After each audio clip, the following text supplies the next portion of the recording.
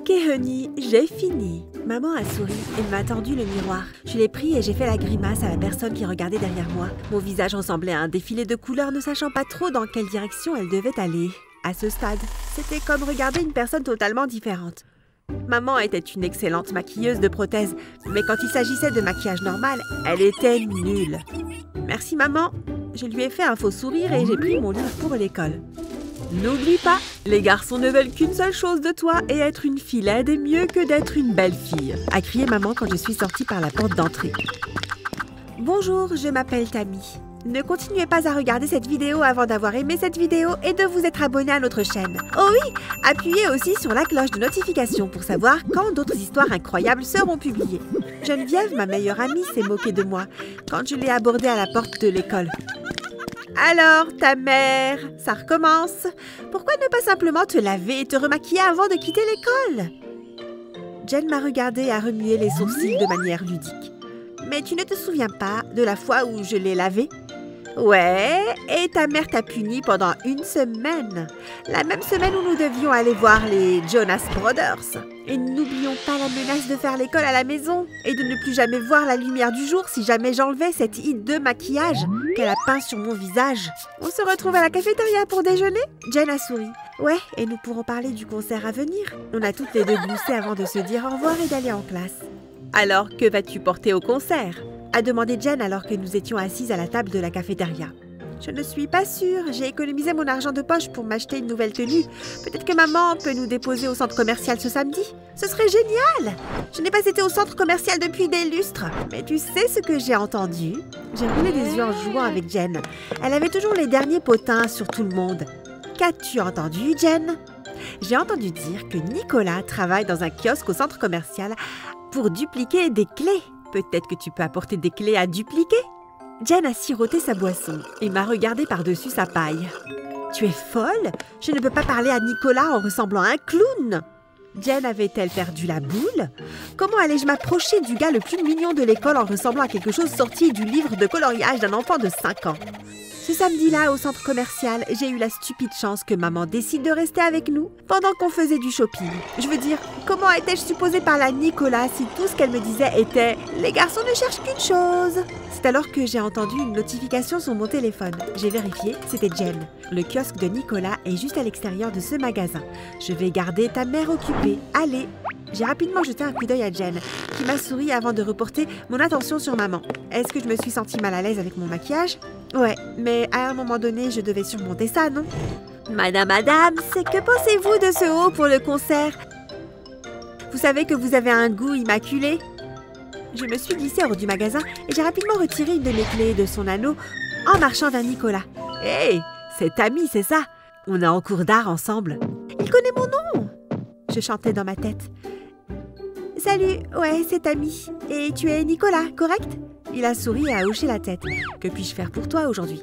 Je lui ai tendu la clé, il l'a prise et a commencé à travailler. Tu vas au concert des Jonas Brothers samedi prochain? Bien sûr. C'est mon groupe préféré de tous les temps. Sympa, peut-être que je te verrai là-bas. Avant que je puisse répondre, j'ai reçu une notification. Ta mère te demande. Tu dois revenir ici aussi vite que possible. Je dois y aller. Mais je dois encore te donner... La réponse de Nicolas s'est dissipée alors que je courais vers le magasin. Le soir du concert, Jen est venue chez moi pour que maman puisse nous déposer et venir nous chercher après le concert. Ne t'inquiète pas. Jen a ouvert son sac et m'a montré les palettes de maquillage une fois qu'elle est montée dans ma chambre. Une fois qu'on sera au concert, on enlèvera tes affaires dans la salle de bain et moi je te maquillerai avec du vrai maquillage. J'espère qu'on verra Nicolas pour qu'il puisse te voir dans toute ta gloire. Jolie tenue et joli maquillage. Tu seras en feu, bébé! Sur le chemin du concert, on a chanté des chansons des Jonas Brothers. Quand on a sauté de la voiture, maman m'a regardée. Je serai dans le parking à minuit. À vous attendre toutes les deux, ok? Excitée, Jen et moi avons hoché la tête avant de nous retourner aux anges pour la meilleure soirée de nos vies. Nous avons trouvé la salle de bain rapidement et Jen a réappliqué mon maquillage. J'avais le souffle coupé. Je me ressemblais tellement. Tu es prête pour les Jonas Brothers? Jen a poussé un cri en plaçant la dernière palette dans son sac à main. Allons-y! Jen et moi nous sommes tenus la main en sortant de la salle de bain. Je me souviendrai toujours de l'atmosphère qui régnait ce soir-là. Les lumières, les cris, des fans. Le fait d'avoir pu assister à un concert des Jonas Brothers. Tout était parfait, jusqu'à ce que Jen et moi sortions sur le parking. Quelques minutes avant minuit, Jen et moi avons marché jusqu'au parking. Le concert battait toujours son plein, mais regarder une partie du concert valait mieux que de ne pas regarder du tout. J'aurais aimé voir Nicolas. Meuf, tu as vu combien d'autres gars bavaient sur toi? Soudain, un van s'est arrêté devant nous. Jen et moi avons trébuché en arrière. Soudain, la porte de la camionnette s'est ouverte et quelqu'un a attrapé ma main et m'a traîné à l'intérieur. Le van est parti avec mes jambes qui pendaient toujours dehors. Il a fallu quelques secondes pour que mes jambes soient à l'intérieur du van et que la porte soit fermée. J'ai donné des coups de pied et crié sur la personne qui m'avait attrapée jusqu'à ce qu'une voix familière surgisse du chaos. Tammy, c'est moi. Papa? Je me suis retournée vers la personne qui me tenait. Donc tu ne pouvais pas envoyer une carte postale ou un message texte comme les pères normaux? Tu as besoin de me kidnapper? Je suis désolée, Tammy, mais ça devait se passer comme ça. Une ligne d'inquiétude se dessinait sur le front de papa. Ce que je vais te dire, tu ne dois le dire à personne, pas même à Jen. J'ai hoché la tête et je l'ai regardé en retenant mon souffle. Je suis un agent secret et j'ai désespérément besoin de ton aide. J'ai entendu parler de ce concert et je sais que c'est ton groupe préféré. Je suis juste content d'avoir pu te repérer. C'est là que j'ai réalisé. C'est pour ça que maman m'avait couverte d'un affreux maquillage. Ce n'était pas pour repousser les garçons, c'était pour me déguiser. Il y a environ 1 an, elle a commencé à me maquiller bizarrement. Elle essayait d'empêcher papa de me retrouver. Que veux-tu que je fasse? J'ai demandé avec impatience. Il y a quelques années, ta mère a eu de mauvaises fréquentations et a commis un vol avec un homme nommé Greg Taylor. Greg a été envoyé en prison et ta mère s'est échappée et a gardé le diamant vert. Greg sait que ta mère l'a et il a été libéré il y a quelques jours. J'ai besoin que tu ailles chercher le diamant pour moi. Il est caché dans une des décorations de Noël en argile que toi et ta mère avez faites il y a quelques années. Et quand je l'aurai, comment je te contacterai? Ne t'inquiète pas pour ça. Dans quelques jours, je prendrai contact avec toi. Papa m'a déposé à quelques rues de chez moi. J'ai sauté de la camionnette et il m'a regardé. Ta mère ne doit pas savoir ça. Je ne suis pas sûre qu'elle ait été en contact avec Greg. J'ai hoché la tête et je suis rentrée chez moi. En me rapprochant de ma maison, j'ai vu les gyrophares des véhicules de police. J'ai couru le reste du chemin. J'ai fait irruption sur la porte d'entrée. « Maman !» Maman s'est levée du sofa, où elle était assise et a couru vers moi. Elle m'a serré fort dans ses bras. « Tu vas bien ?» Que s'est-il passé? J'ai créé une histoire pour nourrir les policiers et maman. Tout le monde semblait y croire. Les officiers ont dit que si je me souvenais de quelque chose, je devais les appeler. J'ai hoché la tête. Maman les a remerciés pour tout et ils sont partis. J'ai demandé à maman pour Jen et elle a dit qu'elle était en sécurité mais qu'elle avait peur. J'ai demandé à maman de l'appeler pour lui dire que j'étais en sécurité car j'étais épuisée et je voulais aller me coucher. Les jours suivants, maman n'a pas quitté mon chevet. Je n'avais pas le droit d'aller à l'école ni même de recevoir Jen. Comment j'étais censée récupérer le diamant si maman suivait mes mouvements?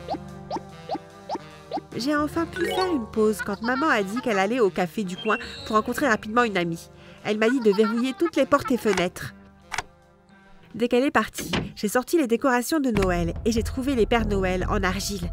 J'ai cassé le 3e Père Noël et un diamant vert a patiné sur le sol. Je l'ai ramassé et l'ai admiré. « Tammy, c'est quoi ça ?» Surprise! J'ai laissé tomber le diamant sur le sol. Puis je l'ai rapidement ramassé et caché dans mon dos. Maman s'est approchée de moi. « Qu'est-ce que tu caches derrière ton dos ?»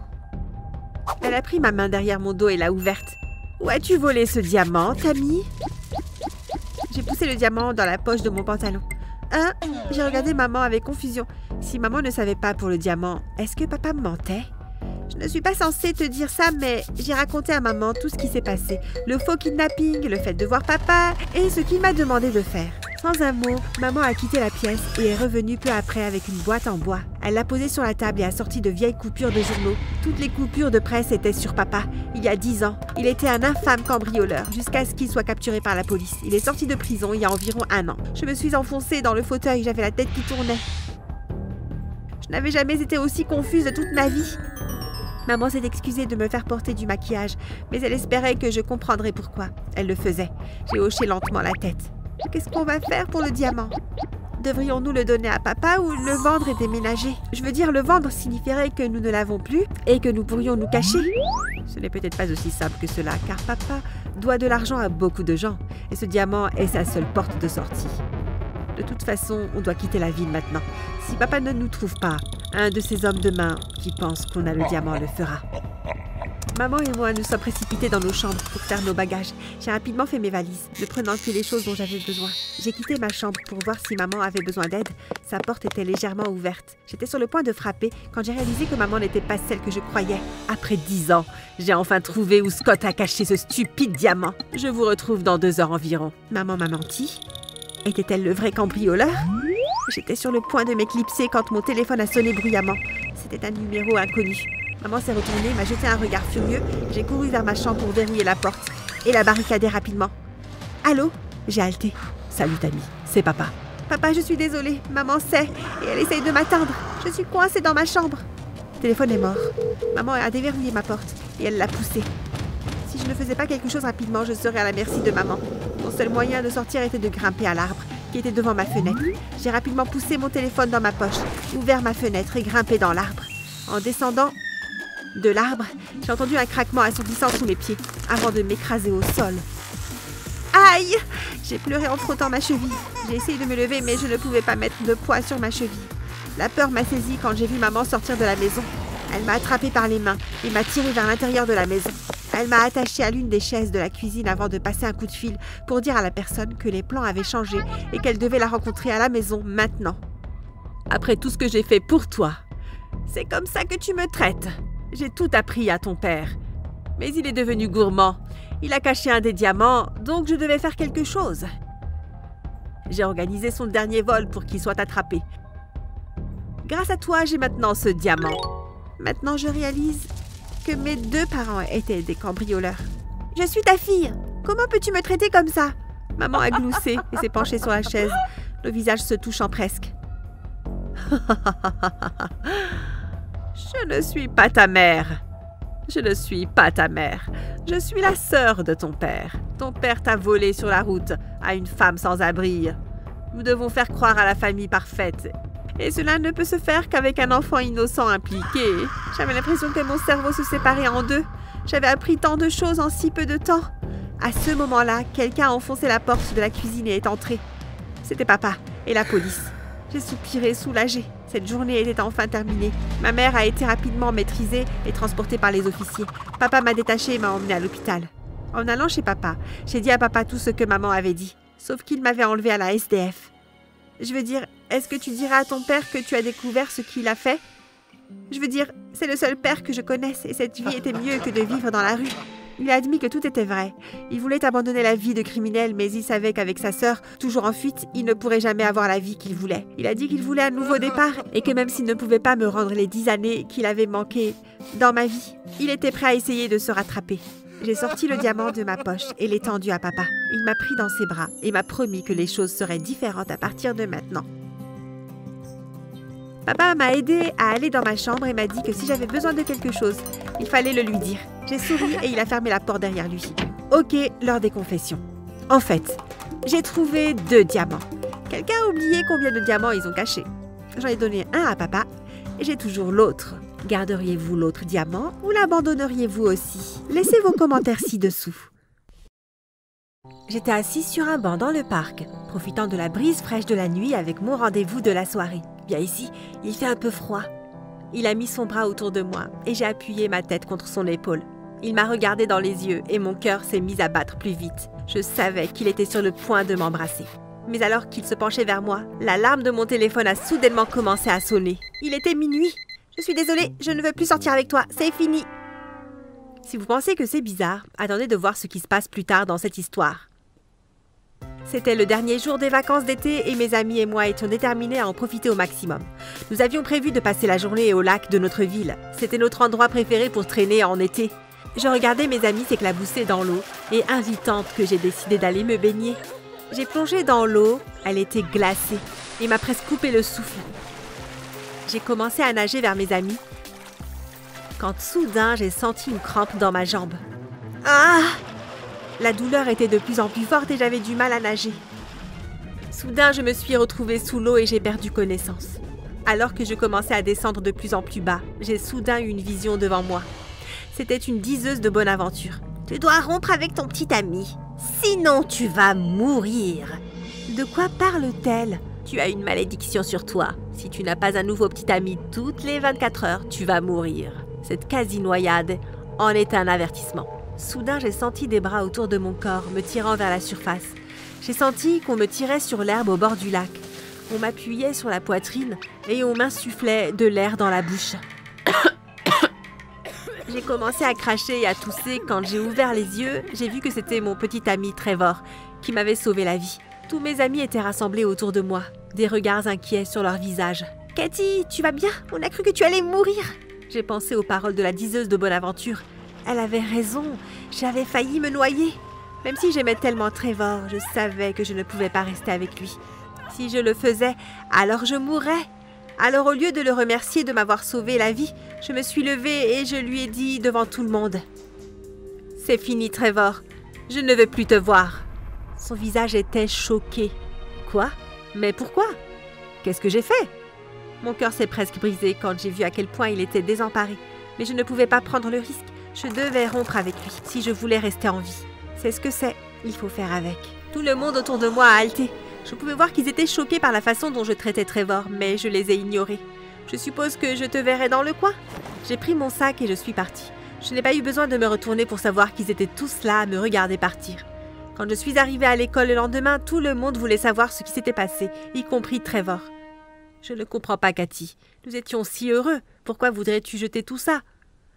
Trevor a raison, vous étiez super ensemble. Que s'est-il passé? Je ne pouvais pas leur parler de ma vision, n'est-ce pas? Je veux dire, ils en riraient probablement et me diraient de ne pas être idiote. Mais je ne pouvais pas prendre le risque, alors j'ai préféré inventer une excuse. Écoute, Trevor, accepte-le. Je te déteste, ok?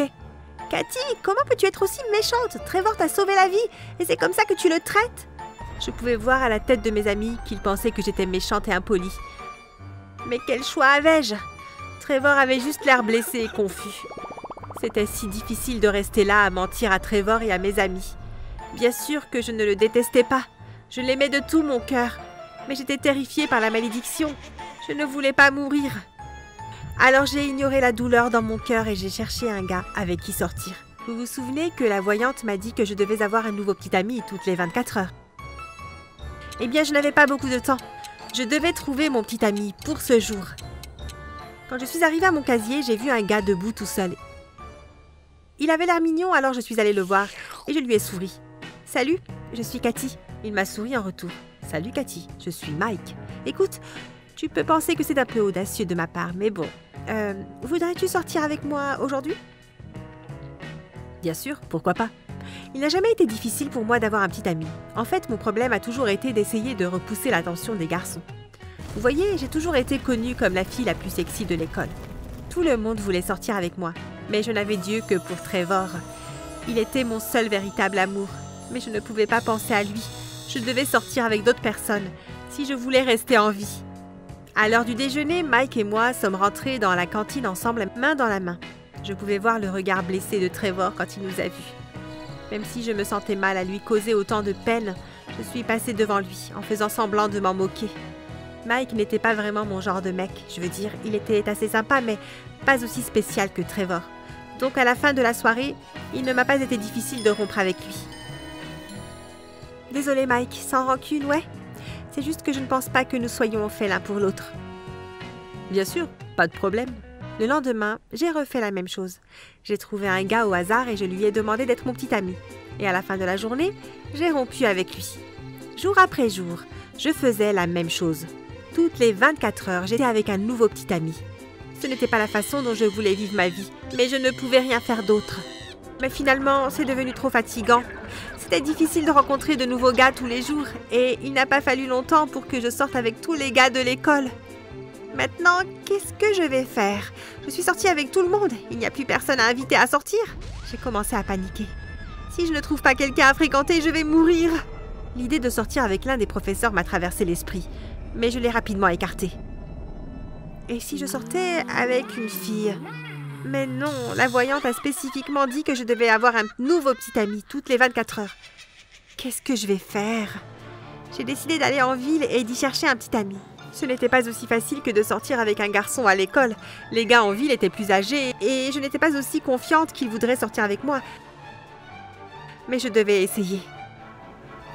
En arrivant sur le parking de la ville, j'ai vu un garçon assis sur une moto. Il était plutôt mignon et quand j'ai marché vers lui, il m'a fait un sourire. Bonjour, où vas-tu? Où va cette jolie fille? Eh bien, ça semble prometteur. Il me trouve jolie. Oh, juste faire du shopping, tu sais. Et toi? Oh, je suis juste sur le chemin de la maison. Je savais que je devais saisir l'occasion, tant que je le pouvais, alors je lui ai demandé directement. Veux-tu aller au parc avec moi? Je veux dire, tu sais, comme mon petit ami. J'ai attendu un moment, mon cœur battant nerveusement. Ouais, ok, ça a l'air bien. Ouf, j'ai poussé un soupir de soulagement. J'avais réussi, j'avais mon petit ami pour la journée. Je suis Cathy au fait. Brian! On y va alors, Brian? Nous avons marché ensemble jusqu'au parc. Il avait l'air d'un gars assez sympa, rien à voir avec mon Trevor, bien sûr.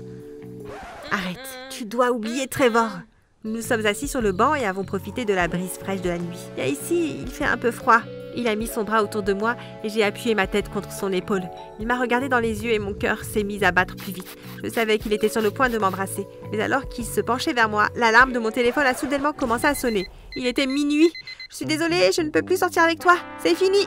En sortant du parc en courant, j'entendais sa voix furieuse me crier dessus par derrière. Hé, c'est pas cool! Tu te prends pour qui? Le lendemain matin, j'avais complètement oublié Brian. Il ne représentait rien pour moi, c'était juste un gars parmi des centaines d'autres. Mais il semblait que Brian ne m'avait pas oublié car lorsque je suis arrivée à l'école, il m'attendait devant les portes de l'école. Que fais-tu ici? Je pouvais voir à son visage qu'il n'était pas très content. Personne ne rompe avec moi. Tu ne peux pas me traiter comme ça. Écoute, je suis désolée, ok? Non, ça ne va pas. Il a commencé à hurler et à me crier dessus. Tu crois vraiment que je vais te laisser me traiter comme ça? Hé mec, laisse-la tranquille. Je me suis retournée et j'ai vu Trevor derrière moi. Qu'est-ce que ça a à voir avec toi? Ça a tout à voir avec moi, je suis l'ami de Katie. Je me fiche de qui tu es. Ne te mêle pas de mes affaires. Sinon quoi? Brian a soudainement perdu son sang-froid. Il s'est jeté sur Trevor et a commencé à le frapper et à lui donner des coups de pied. Stop! Stop! Mais ils ne se sont pas arrêtés. Ils ont tous les deux donné des coups de poing à gauche, à droite et au centre. J'avais tellement peur. Je ne voulais pas que Trevor soit blessé. Mais peu importe ce que je disais, ils continuaient à se battre. Et arrêtez, vous deux! J'étais tellement soulagée de voir deux professeurs courir vers nous. L'une d'elles s'est emparée de Brian et l'autre de Trevor. Allez, ça suffit maintenant. Je ne sais pas qui vous êtes, mais vous devez partir d'ici.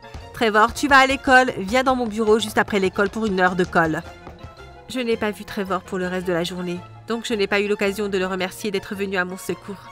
Alors, quand la cloche a sonné, la fin de la journée d'école, au lieu de rentrer directement à la maison, j'ai décidé d'attendre que Trevor ait fini sa retenue. Je suis restée devant les portes de l'école pendant ce qui m'a semblé une éternité. Puis j'ai vu Trevor sortir du bâtiment de l'école. « Trevor ?» Il m'a souri. « Salut, Cathy. Si tu n'étais pas venu me sauver, je ne sais pas ce qu'il aurait fait. Je ne sais pas comment je pourrais te remercier suffisamment. » Eh bien, il y a une façon dont tu peux me remercier. N'importe quoi, dis-moi juste ce que c'est. Tu peux me donner une réponse honnête à ma question? Quelle question? Pourquoi as-tu rompu avec moi? J'ai pris une grande inspiration. Que dois-je faire? Dois-je lui parler de ma vision? Et s'il en rigole? J'ai décidé que je lui devais une explication. Il avait tant fait pour moi. Le moins que je pouvais faire était de lui dire la vérité. Tu te souviens du jour au lac, quand j'ai failli me noyer?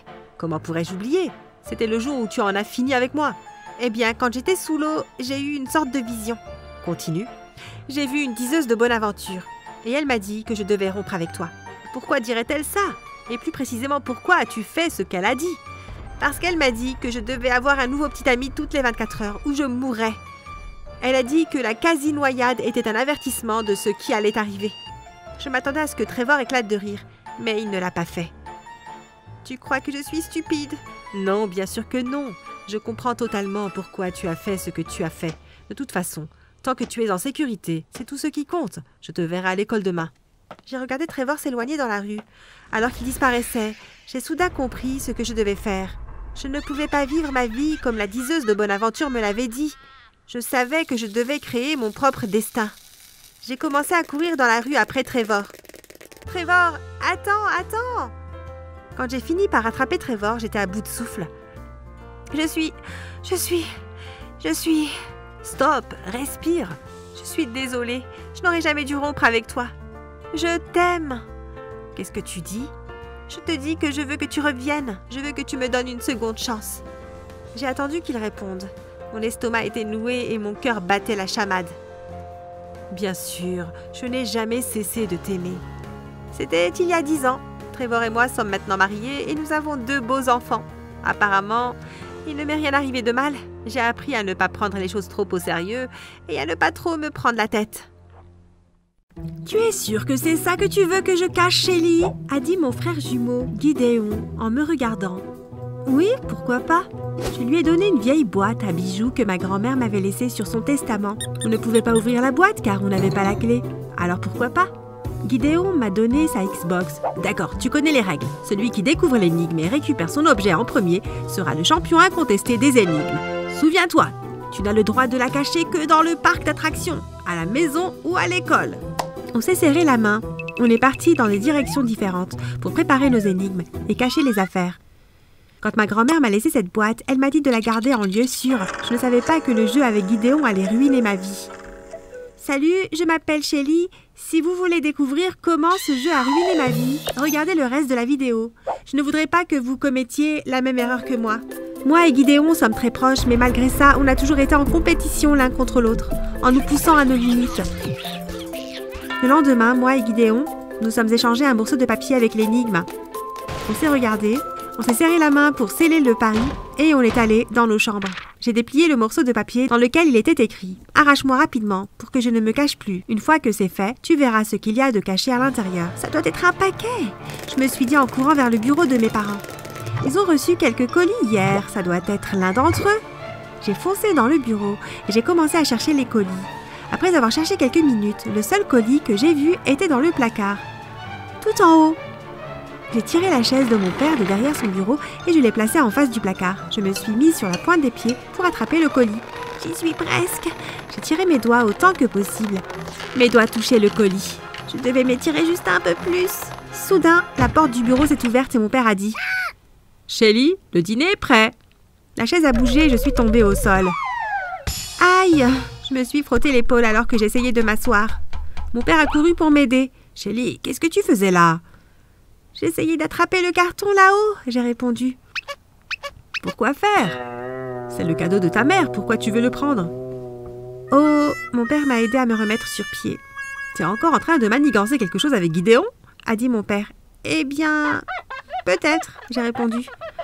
Mon père a secoué la tête. « Eh bien, on en parlera plus tard. Allons manger avant que ta mère nous prive de repas. » Ce soir-là, avant d'aller au lit, Gideon a frappé à ma porte. « Comment va ton épaule ?» a-t-il demandé en entrant. « Comment est-ce que tu es au courant ?»« Je l'ai senti, c'est un truc de jumeau. » Il m'a regardé d'un air sérieux avant qu'il se mette à sourire. « Non, papa m'a dit ce que c'était. » J'ai jeté un coussin sur Gideon. « Je suis un peu engourdie, mais ça va aller. Est-ce que tu as bientôt découvert ton énigme ?»« Presque. » Il a répondu. « Je vais trouver ma Xbox avant que tu retrouves la boîte de mamie. » Tu rêves ! Gideon a éclaté de rire avant de sortir de ma chambre. J'allais le battre et devenir la championne, quoi qu'il arrive. 3 jours ont passé et mes espoirs de devenir la championne ont volé en éclats quand Gideon s'est présenté devant ma chambre avec sa Xbox. Tu veux jouer ? J'étais dégoûtée. Tu sais ce que ça veut dire ? Je suis le champion ! Gideon a mis ses mains devant la bouche et a fait un cri de la victoire avant d'entrer dans ma chambre. Je ne sais pas ce qui est le pire, que tu aies gagné ou t'entendre gesticuler. Gideon m'a mis un serre-tête. Je l'ai poussé et il est tombé sur mon lit. Est-ce que tu veux que je te dise où se trouve ta boîte à bijoux ? Non, je vais la trouver toute seule. Merci quand même. Tu sais que j'ai gagné, hein ? Je ne veux pas être incapable de découvrir une de tes petites énigmes idiotes. D'accord, comme tu veux. Gideon a pris sa Xbox avant d'aller vers la porte. Il a regardé par-dessus son épaule et m'a dit « Si tu as besoin de moi, je serai dans le salon en train de jouer. » J'ai grogné avant de plonger dans mon lit, déçue. Durant les 2 semaines suivantes, j'étais obsédée par chaque carton qui arrivait à la maison. Tout ce qui avait la forme de ma boîte à bijoux était éventré. Ça m'a souvent conduit à des conflits avec mes parents, mais ça ne me dérangeait pas. Je devais savoir où Gideon avait caché ma boîte à bijoux. J'ai même fouillé le parc d'attractions. Le seul endroit que je n'ai pas encore cherché était l'école. C'était le prochain sur ma liste. Au cours des jours suivants, j'ai cherché des indices. J'ai pensé que le bureau du directeur, Monsieur Gilk, valait peut-être le coup d'être fouillé. Lorsque Madame Godard m'a dit que Monsieur Gilk n'était pas venu ce jour-là, j'en ai profité pour jeter un coup d'œil autour de moi. Je me suis faufilée dans son bureau et je suis restée à couvert alors que je commençais mes recherches. Dans un coin du bureau, sur une table en bois, se trouvaient quelques paquets bruns. Alors que je commençais à enlever le papier, quelqu'un avait du bruit derrière moi et je me suis figée. « Shelly Watson, qu'est-ce que tu fais ?» Je me suis retournée lentement et j'ai souri légèrement à Monsieur Jilk. « Bonjour monsieur, je ne savais pas que vous veniez aujourd'hui. » J'ai dit en me levant lentement. « Désolée de te décevoir. Rejoins-moi en retenue à 15h, salle 301. Maintenant, si tu veux bien m'excuser, j'ai du travail. » La tête baissée, je suis rapidement sortie du bureau de Monsieur Jilk. Après l'école, j'ai finalement été libérée à 17h. Je me suis dépêchée de rentrer à la maison pour ne pas avoir à expliquer à ma mère pourquoi j'étais en retard pour dîner à 18h. « Où est-ce que tu étais ?» m'a murmuré Gideon dès que j'ai franchi la porte. Je l'ai attrapé par le bras et l'ai traîné dans ma chambre. J'ai fermé la porte avant de dire « J'étais en retenue. »« Quoi ? Pourquoi ?» Gideon a essayé d'en savoir plus. « Eh bien, je me suis frotté la nuque. Je cherchais les indices de ton énigme. » Gideon s'est tenu le ventre. « Je ne pensais pas que tu croyais que je cacherais la boîte à bijoux dans le bureau de Monsieur Jilk. On a bientôt terminé le lycée. On va avoir besoin d'une lettre de recommandation de Monsieur Jilk pour l'université. Je ne vais pas tout gâcher en cachant la boîte là-bas. » Gideon a mis ses mains sur mes épaules, en me regardant dans les yeux. « Vas-y, Shelly, laisse-moi te dire où se trouve la boîte. Je te jure que je ne t'en voudrais pas. » J'ai secoué la tête. « Je vais me débrouiller. » Ce soir-là, après le dîner, j'ai collé des post-it au-dessus de mon lit avec tous les endroits que j'avais déjà cherchés et ceux que j'avais encore à chercher. Mes parents et même Gideon commençaient à s'inquiéter pour moi, car tout ce que je faisais pendant mon temps libre était de réfléchir à l'énigme. J'ai perdu du poids et rien d'autre ne semblait avoir d'importance. Pas même la lettre d'acceptation de l'université NIB où moi et Gideon avons postulé. J'ai pleuré intérieurement quand mes parents ont décidé de nous emmener dîner dehors le soir suivant. J'avais besoin de comprendre cette énigme. Je n'ai pas le temps d'aller dîner. Chaque après-midi, moi et Gideon, nous donnions rendez-vous devant l'école pour rentrer ensemble. « Salut !» a dit Gideon, en s'approchant de moi. Le coach m'a dit de rester m'entraîner pendant quelques heures avant le grand match de ce week-end. Dis à maman de ne pas s'inquiéter et que je rentrerai à temps pour dîner. Il allait partir quand il m'a regardé. « Ta boîte à bijoux, Eto !» J'ai mis mes mains sur mes oreilles et j'ai chanté fort jusqu'à ce que les lèvres de Gideon ne bougent plus.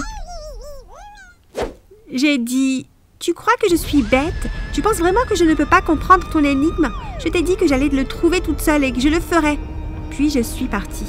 En rentrant chez moi, j'ai réalisé que j'avais réagi de manière excessive et que je devais peut-être m'excuser auprès de Gideon. J'ai haussé les épaules. Je lui parlerai quand il rentrera. Je ne savais pas que je regretterais cette décision pour le reste de ma vie.